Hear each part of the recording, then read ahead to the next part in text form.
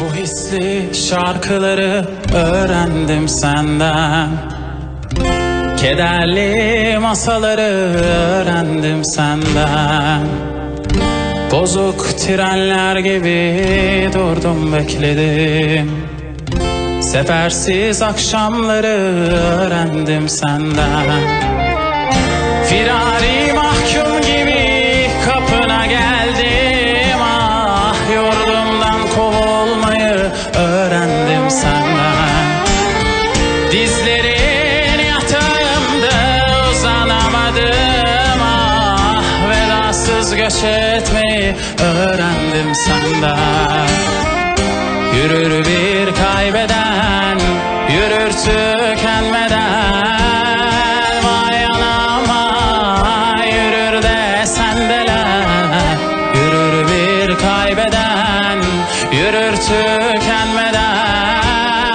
Vay anam, yürür de sendeler.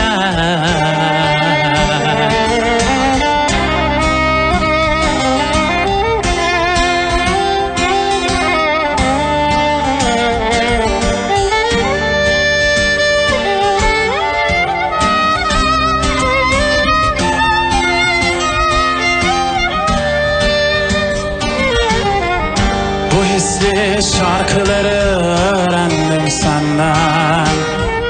Kederli masaları öğrendim senden. Bozuk trenler gibi durdum bekledim. Sefersiz akşamları öğrendim senden.